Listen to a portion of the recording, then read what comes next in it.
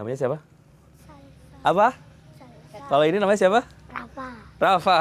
Oke, untuk anak-anak Indonesia, pemerintah menunjukkan keseriusannya untuk merealisasikan target ketahanan pangan agar anak-anak Indonesia di masa depan dapat memperoleh kecukupan gizi ya. Dan saat ini saya sedang berada di Desa Bicak, Kecamatan Trowulan, Kabupaten Mojokerto untuk menyaksikan langsung jurus-jurus BUMN garda terdepan untuk merealisasikan ketahanan pangan yang diamanatkan oleh Presiden Prabowo Subianto. Sebelum berbincang dengan para pucuk pimpinan BUMN, enaknya saya main ke sawah dulu kali ya. Siapa tahu bisa ketemu sama petani milenial. Wah, ini saya lagi ada pematang sawah. Saya ada kayaknya 2 orang petani muda nih ya.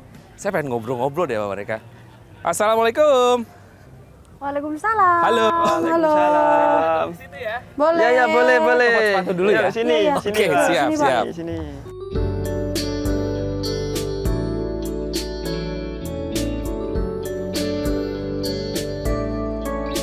Halo. Pelan. Lagi ngapain?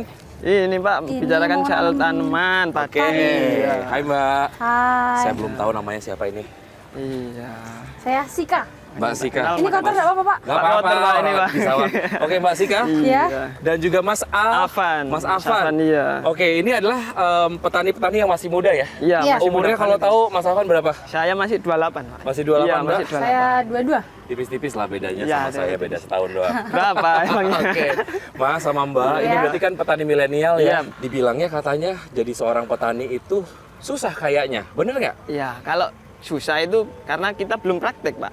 Kalau sudah praktek ya kita bagus, malah enak jadi petani Nikmati itu. seru asik Nah, kalau di lapangan, Pak. Berarti Apalagi di sekarang sekolah. udah jadi orang kaya? Ya mau merintis kan, Pak. gitu. Oke. Iya dong. Gini deh, biar ada bayangannya sebetulnya bisa jadi sejahtera atau tidak dengan profesi petani gitu. Dari Mbak dulu gimana? Sejauh ini gimana? Pasti bisa, Pak. Pasti bisa? Kalau kita ngejalinnya bener, Nah. terus ada niat, bener-bener serius terjun ke lapangan, Iya. pasti bisa. Caranya gimana?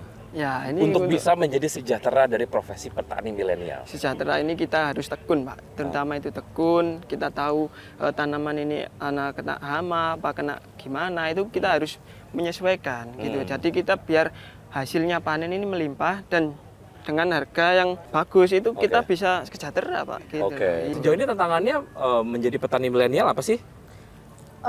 Lebih di itu sih, Pak, pupuk. Ah. Kita lagi pikir-pikir buat gimana sih caranya biar nggak pakai pupuk kimia. Oke. Gitu kan. Jadi menggunakan pupuk yang Organik, lebih ke situ. Tapi belum tahu arahnya kemana ini. Oke, tapi yang sejauh ini disupport oleh pemerintah ataupun mungkin Iya. BUMN terkait Iya, sejauh ini gimana tuh?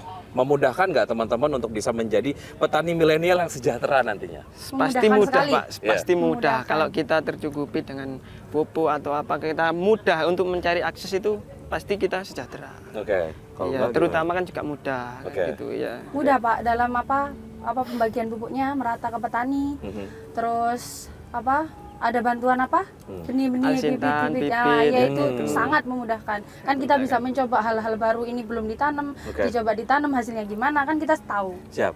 Teman-teman seumuran pada komentar apa sih? Begitu kalian mutus oke, saya ingin jadi petani milenial. Ya kalau komentarnya itu harus semangat. Harus semangat. Iya, harus Kalau semangat. saya banyak yang ngecek, Pak. Oke. Cewek kok cek sawah nanti hitam gini. Kalau saya itu biarin. semangat Terus. Ya udah, kita Apa yang jalanin. membuat kamu yakin gitu? Asik aja, Pak, kalau kita nikmatin, apalagi di Asik sawah. aja. Jadi Sama nggak orang-orang. peduli omongan Enggak orang lah, lain ya. enggak. Oke, pesan untuk anak-anak muda di luar sana, sebetulnya ada sih ketertarikan untuk menjadi petani milenial, tapi sejauh ini masih agak ragu.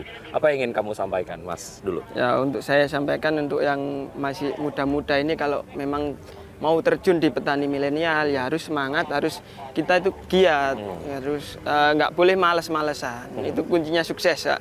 Oke, Iya. bisa sukses dan bisa sejahtera. Iya. Kalau Iya, Mbak gimana? betul. Kalau aku sih sedikit aja, kalau buat petani sih jangan malu. Walaupun di sawah kan kelihatannya gimana gini.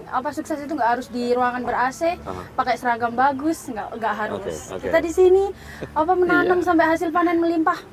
Udah itu buat kita sukses, itu berhasil Siap. itu, Pak. Jadi petani milenial juga bisa beli gadget-gadget terbaru iya, ya. iya. Karena Bisa udah dong. sejahtera. Tapi kita nggak bisa beli arsinannya. Oke, siap. Wah, seru ya, ngobrol sama petani muda, bisa dapat inspirasi dan ilmu baru.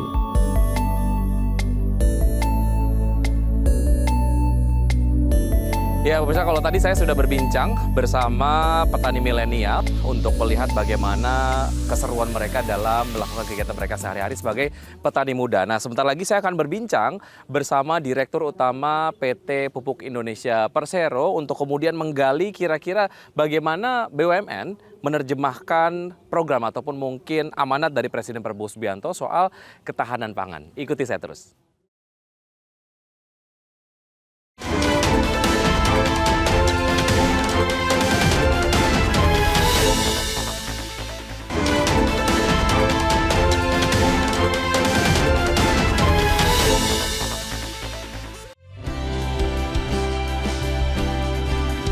Salah satu pihak yang tidak kalah penting perannya dalam mewujudkan ketahanan pangan adalah produsen pupuk yang selalu siap untuk memenuhi kebutuhan petani akan pupuk.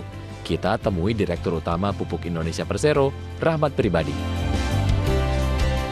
Baik, Pak Rahmat, jika bicara mengenai ketahanan pangan, salah satu stakeholders yang paling penting perannya adalah dan harus diutamakan adalah petani begitu ya. Yang paling mereka butuhkan pada saat masa tanam adalah keberadaan atau ketersediaan dari pupuk, apakah itu subsidi dan juga non subsidi. Kita bahas sedikit yang subsidi dulu, Pak. Nah, sistem apa yang kemudian diterapkan sejauh ini oleh Pupuk Indonesia, tentunya bekerja sama dengan pihak-pihak yang lain lah ya, untuk memastikan bahwa penyalurannya akan tepat sasaran dan betul-betul dimanfaatkan secara maksimal untuk mendukung ketahanan pangan. Ya, jadi pertama begini, memang betul pupuk adalah salah satu komponen penting pada produktivitas pertanian karena kontribusi pupuk pada produktivitas pertanian itu sebesar 62% dari produktivitas pertanian, sehingga memang affordability dan availability dari pupuk itu menjadi sangat penting. Kita di Pupuk Indonesia ini kapasitas produksinya 14,5 juta ton. Dari 14,5 juta ton itu yang alokasi pupuk subsidi adalah sebesar 9,55 juta ton. Jadi kalau ngomong kapasitas produksi dengan alokasi pupuk subsidi kita punya jumlah yang cukup besar. Jadi kalau ngomong availability aman. Kita sampai dengan bulan Mei itu sudah menyalurkan lebih dari 3 juta ton. Dari 9,55 juta ton sudah dilakukan 3 juta ton. Kemudian kita juga masih punya stok. Stok kita ini 2 juta ton. 2 juta ton itu 1,4 adalah pupuk subsidi dan 600 ribu ton adalah pupuk non subsidi. Jadi kembali lagi saya sampaikan dari sisi produktivitas, dari sisi produksi dan stok kita cukup. Nah, pertanyaannya kan stok ini ada di mana? Nah, stok 1,4 juta ton pupuk subsidi ini tersebar di 27 ribu kios kita yang ada di seluruh Indonesia. Nah, di kios-kios yang 27 ribu tadi, kita pastikan bahwa stoknya memang ada di sana dan bisa ditebus oleh petani yang memiliki hak mendapatkan jatah pupuk subsidi. Untuk melakukan itu, kita menggunakan teknologi. Jadi kita sudah mendigitalisasi 27 ribu kios yang ada di seluruh Indonesia, sehingga setiap petani yang datang, itu dengan sangat mudah dia akan bisa tahu jatah dia berapa, atau bahasa alokasi dia ada berapa. Kemudian sudah dia tebus berapa, dan masih bisa menebus berapa. Ketika ditebus oleh petani, kita di Jakarta melalui comment center kita sudah bisa mengcapture data secara real time di seluruh Indonesia. Dan yang di-capture itu bukan hanya data-data numerical saja, angka-angkanya, tapi juga visualnya. Jadi kita sudah bisa memastikan bahwa pupuk itu ada dan ditebus oleh petani yang berhak. Itulah salah satu peran penting Pupuk Indonesia menjaga availability. Tidak saja hanya di gudang-gudang di pabrik, tapi kita pastikan bahwa seluruh stok-stok itu sudah tersebar di seluruh wilayah melalui jaringan penjualan kita yang berjumlah 27 ribu kios tadi itu. Jadi availability insya Allah aman. Availability dalam hal kapasitas produksi dan juga ketersaluran dari pupuk bersubsidi begitu ya? Dari sisi kapasitas produksi dan dari jumlah stok yang kita miliki. Di setiap lini distribusi, mulai dari di pabrik, kemudian di gudang-gudang di pelabuhan, gudang-gudang di setiap kabupaten, karena kita punya gudang itu 500 lebih gudang. Kapasitasnya hampir 2 juta. dan kemudian stok-stok yang ada di kios-kios. Jadi kita tersebar sudah cukup luas. Rasanya ini dapat menjadikan semacam jaminan ya kepada petani bahwa dalam hal penyaluran pupuk subsidi dan juga ketersediaan dari produksi pupuk sini akan tersedia dan cukup gitu ya Saya di masa bisa tanam yakinkan dan lain cukup. sebagainya. Oke, baik. Tentunya ini kemudian berjalan beberapa waktu ini ada challenge lah ya, ataupun mungkin tantangan-tantangan lah untuk kemudian dapat mendukung program pemerintah untuk mewujudkan ataupun menaikkan indeks ketahanan pangan di Indonesia gitu ya.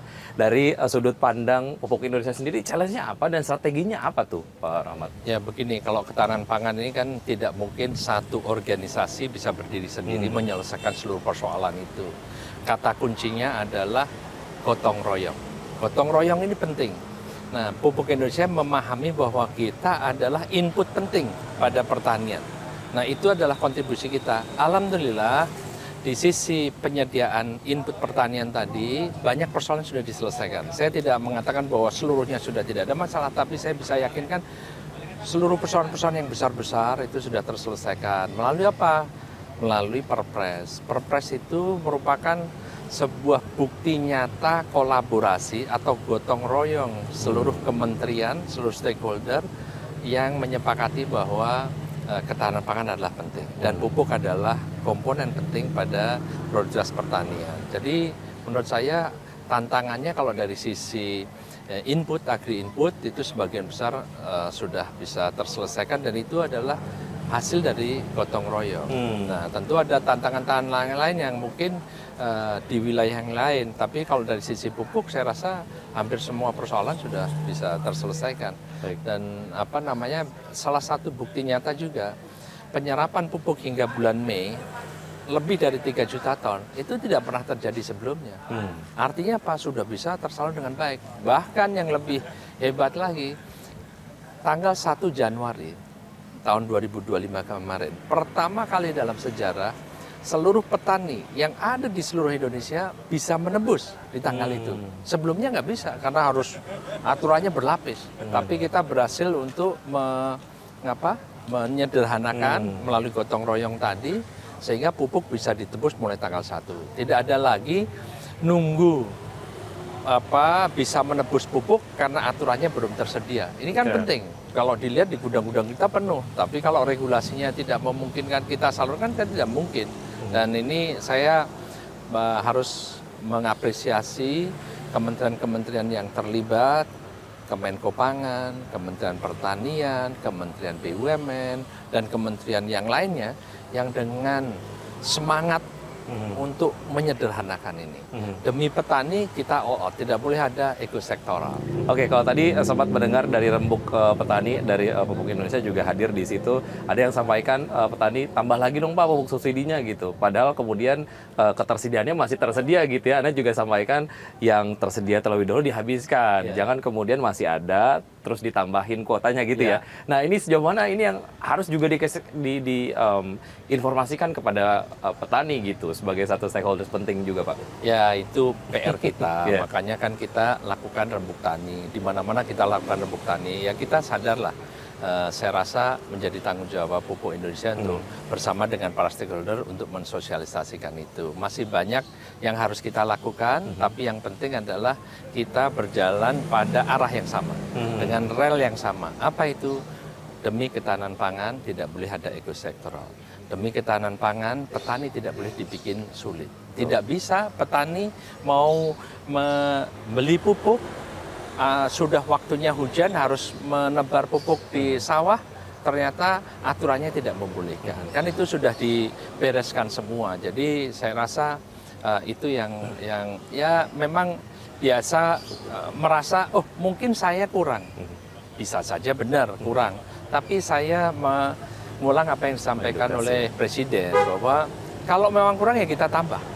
Tapi kan sekarang belum. Kita masih punya 6 juta ton lagi yang harus kita salurkan. Jadi masih cukup banyak. Jadi petani tidak perlu khawatir pupuk subsidi alokasinya masih banyak. Kalau kurang, insya Allah saya meyakini karena ketahanan pangan adalah menjadi salah satu sasaran pembangunan nasional pada era pemerintahan Bapak Prabowo ini, pasti beliau dengan seluruh jajaran kementerian tidak akan keberatan untuk menambah alokasi. Efektivitas dan juga Dan kalau efisiensi. ditambah, ya, moga Pak. kita masih punya 14,5 juta ton kapasitas. Jadi aman lah. Ya, yang paling penting adalah semua pihak gitu ya yang menjadi kepanjangan tangan dari pemerintah, BUMN tentu saja secara aktif melakukan jurus-jurus untuk kemudian merealisasikan target dari pemerintah agar ketahanan pangannya secara indeks akan terus naik gitu ya. Ya, Itu yang pastilah kemudian kita menjadi sebagai BUMN, Ya. sebagai badan usaha milik negara, apa yang menjadi ketetapan pemerintah pasti kita laksanakan karena itu adalah salah satu fungsi utama kita sebagai BUMN. Baik, sukses untuk pupuk Indonesia Pak. Terima kasih. Semoga memang petani kita semakin happy dengan Amin, amin, availability dari pupuk yang disediakan oleh Pupuk Indonesia. Terima kasih Mas Sampai Riki. jumpa, sehat-sehat Ya, selalu. Terima kasih. Ya.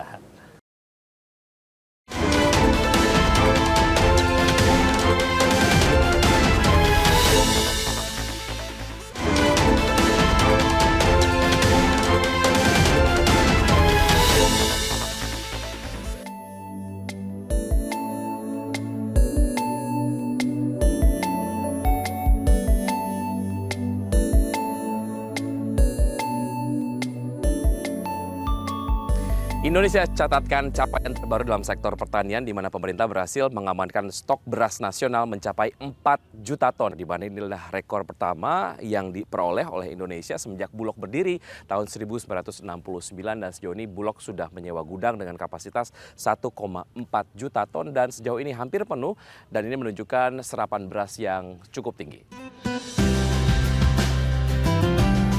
Nah, untuk melihat stok beras nasional, kita kunjungi yuk salah satu fasilitas produksi dan gudang beras Bulog.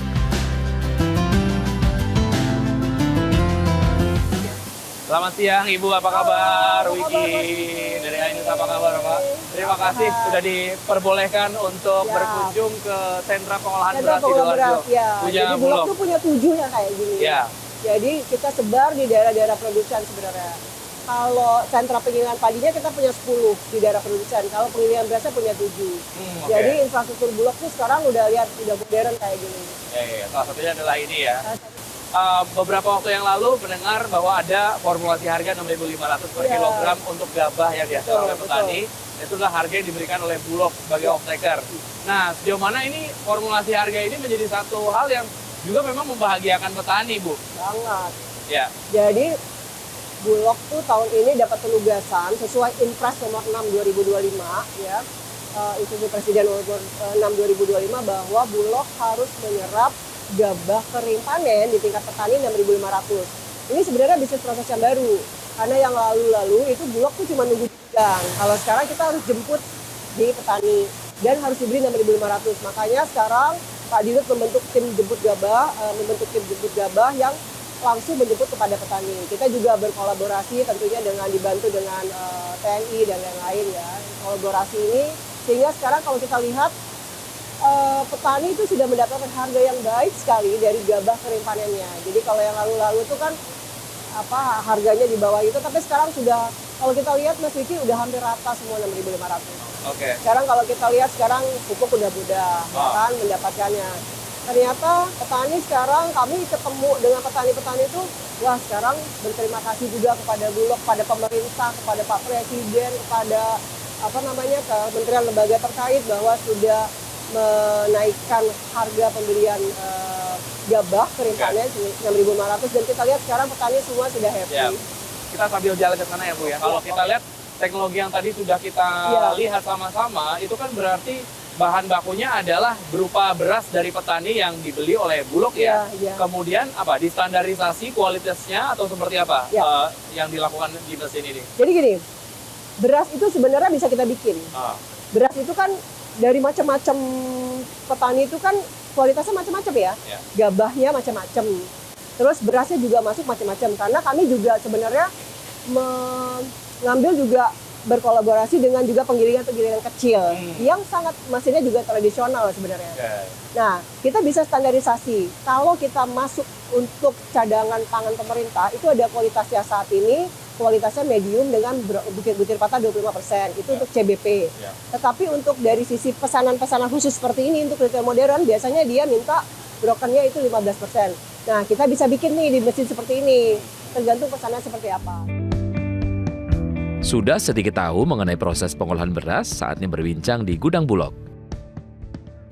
Ya, Bu Febi, kalau tadi kita berada di tempat pengolahan rice to rice. Rice to rice. Ini Sentra kita penggilingan beras. Oke, kalau sekarang berarti ada di gudang Di ya, Bu, ya? gudang. Jadi yang tadi udah dimasukin beras, Standarisasi lah ya. standarisasi, disimpan di gudang. Oke, baik. Ini masih kita kemudian bicara teman-teman petani lah ya, Iya. sebagai salah satu stakeholders terpenting dalam pertanian di Indonesia. Bagaimana memastikan serapan maksimal gabah-gabah dari petani. Ada nggak inovasi-inovasi yang dilakukan oleh Bulog sendiri, Bu Febi? Kalau kita tahu kan bahwa musim panen itu ada panen rendeng sama panen gadu. Nah, kemarin ini panen itu kan ada masa waktunya ya, paling dia 2 bulan 3 bulan maksimal. Sehingga pada saat musim panen kemarin Pak Dirut bikin strategi bahwa kita benar-benar harus siaga semuanya menjemput ke petani. Kita bikin namanya tim jemput gabah gitu ya. Sampai kemarin kan bulan Maret, April, Mei gitu ya, sampai sekarang masih. Dan mulai sebenarnya dari akhir Februari itu sampai pada saat Lebaran pun kita tuh harus masuk juga gitu. Karena kan panen nggak bisa nunggu kan ya. Iya. Jadi Berarti kalau ketemu sama teman-teman wartawan tos tuh. Tos Karena tuh. wartawan juga banyak yang Oh, masuk gitu pas ya? Lebaran. Jadi sampai Lebaran kedua itu kita semuanya udah langsung masuk semua, juga langsung mungkin nggak ada yang pulang kampung kayaknya sih gitu ya. Jadi semuanya standby. Nah ini sistem ini yang dibikin oleh Pak Direktur kami, Pak Dirut kami untuk supaya jangan sampai kita lengah karena kan petani nanti kalau tidak sampai terserap pada masa-masa itu, pada masa-masa emas panen itu ya kita tidak mau kehilangan kesempatan itu lagi. Oke, strategi untuk mengendalikan harga. Nah itu gimana tuh Bu Febi? Mungkin Bu Febi bisa cerita sedikit yang diterapkan, apakah itu dari harga Bulog kepada teman-teman petani ataupun mungkin harga jual beras kepada masyarakat lah ya. Tadi kan kalau kita lihat ada produk-produk yang diproduksi oleh Bulog sendiri ya, langsung ke konsumen gitu. Kalau untuk penugasan sendiri, intinya Bulog itu menjaga memang di harga floor price-nya di petani tadi, di harga pembelian gabah 6.500, nanti di sisi hilirnya itu biasanya ada kalau harga lagi tinggi kita ada mengeluarkan program, tapi ini sebenarnya kita penugasan dari Bappenas ya, SPHP. Jadi itu memang kalau harga beras lagi tinggi kita gelontorkan itu. Nah, memang kalau yang tadi kita lihat juga itu sebenarnya di sisi komersialnya itu Bulog juga menggelontorkan beras premium sesuai permintaan. Tentunya harganya kita mengacu kepada tidak menjual di atas harga eceran tertinggi yang ditentukan pemerintah. Jadi untuk beras premium ya tadi. untuk beras premium itu. Oke. Jadi misal gitu, harga beras lagi harga gabah pun lagi tinggi, Bulog tuh nggak melulu untuk mencari untung lah istilahnya. Karena kita memang tugas kita adalah juga menstabilkan harga sebenarnya. Oke, baik. Ada titik lain yang saya juga pengen datengin sih Bu Febi. Boleh. Kita ngobrol lagi di sana ya? Boleh. Oke Bu. Ya. Ini kita sudah ada di titik lain di gudang ya Bu ya? Iya. Oke, bicara mengenai capaian, ada capaian baru nih yang selama Bulog berdiri ini kemudian menjadi sebuah capaian yang memang rekor lah ya, Rekor, terkait dengan ya. stok beras ataupun cadangan yang mencapai 4 juta ton gitu ya. Iya. Sejauh mana ini sebetulnya bisa jadi bekal optimisme sih untuk kemudian menaikkan indeks ketahanan pangan Indonesia Betul. gitu. Jadi memang sejak Bulog berdiri ini adalah stok terbesar ya sepanjang sejarah Bulog. Sekarang udah lebih dari 4 juta ton. Kalau kita melihat ini gudang-gudang Bulog tuh sekarang udah penuh gitu ya. Kita udah sewa-sewa juga gudang.